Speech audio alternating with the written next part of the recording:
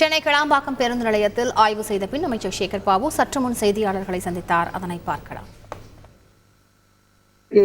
Service road எனப்படுகின்ற அந்த சாலையில் வித்யாலயா என்ற பள்ளிக்கு செல்பவர்கள் எதிர்புறமாக அந்த பள்ளிக்கு செல்வதற்கு பாதையை பயன்படுத்தி கொண்டிருந்தார்கள்.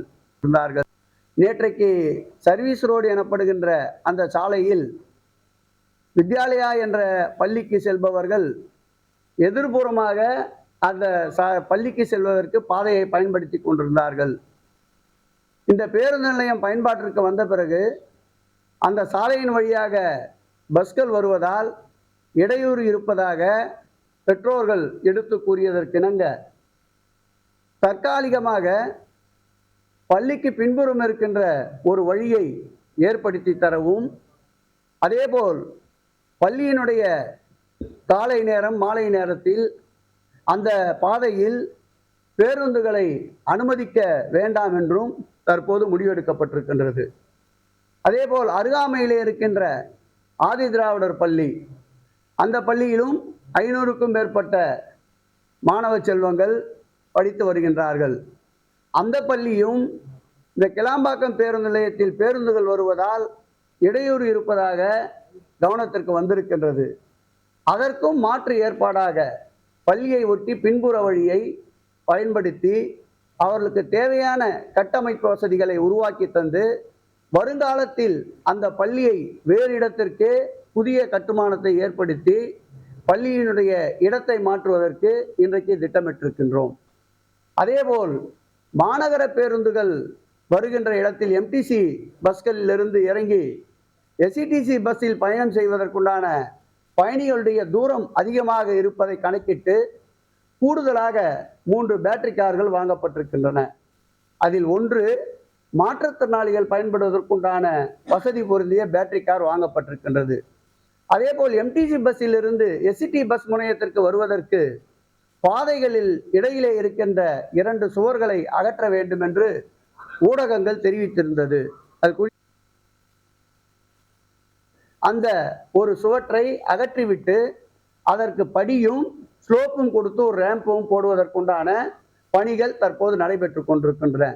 இன்னொரு இடத்தில் நம்முடைய மாநகரத்துடைய காவல்துறை ஆணையாளர் அவர்கள் இன்னொரு சுவற்றையும் அகற்றினால் பயணிகள் எளிதாக வருவதற்கு வாய்ப்பாக இருக்கும் என்று இந்த ஆய்விலே எடுத்து கூறினார்.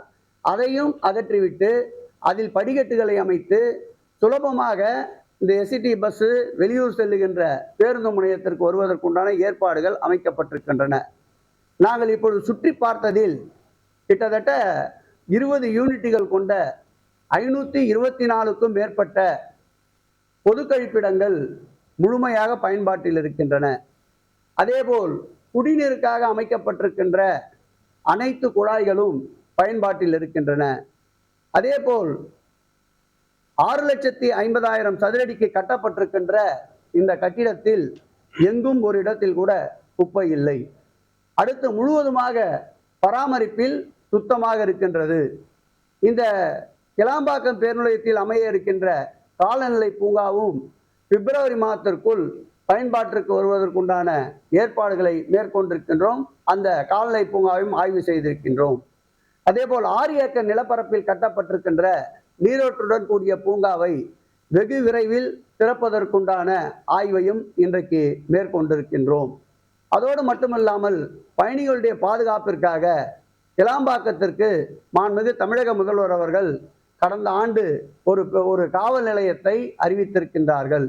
அந்த காவல் நிலைய கட்டுமான பணியும் இந்த பொங்கல் முடிந்தவுடன் துவக்குவதற்குண்டான ஆய்வினையும் இன்றைக்கு மேற்கொண்டிருக்கின்றோம். அதேபோல் முகப்பில் அமைக்கப்பட இருக்கின்ற ஒரு ஆர்ச், அதையும் விரைவுபடுத்தி இந்த மாத இறுதிக்குள் நிறைவு செய்ய இருக்கின்றோம். குறிப்பாக கிளாம்பாக்கம் பேருந்து நிலையத்தில் அமைய இருக்கின்ற ரயில் நிலையம், அந்த ரயில் நிலையத்தின் பணிகளை வேகப்படுத்துவதற்கு 20 கோடி ரூபாயை சென்னை பெருநகர வளர்ச்சி குழுமத்தின் சார்பில் மாண்புமிகு முதலமைச்சர் அவருடைய உத்தரவுக்கு ஏற்ப வழங்கி இருக்கின்றோம். அந்த பணிகளுக்கு உண்டான ஒப்பந்தம் கோரப்படுகின்ற பணிகளையும் அந்த பணிகளை விரைவுபடுத்துவதற்கு ரயில்வே துறையினருடன் நம்முடைய துறையுடைய செயலாளர், உறுப்பினர் செயலாளர் கலந்தாய்வு கூட்டத்தை மேற்கொள்ள இருக்கின்றார்கள். அங்கே அமைக்கப்படுகின்ற ஸ்கைவாக் பணிகளையும் விரைவுபடுத்துவதற்குண்டான பல்வேறு திட்டங்களை இன்றைக்கு இந்த ஆய்வுக் கூட்டத்திலே எடுத்து கூறியிருக்கின்றார்கள். அதேபோல் இது 8 வழிச்சாலை என்பதால் மக்கள் வருங்காலங்களில் பேருந்து நிலையம் முழுமையாக பயன்பாட்டிற்கு வரும்போது எந்த வகையிலும் சாலையில் கடக்க வேண்டும் என்று முயற்சிப்பவர்களுக்கு எந்த வகையிலும் விபத்துக்கள் ஏறாமல் இருப்பதற்காக ஒரு நடை மேம்பாலத்தை அமைப்பதற்கும் இன்றைய ஆய்வுக் கூட்டத்தில் முடிவெடுத்திருக்கின்றோம்.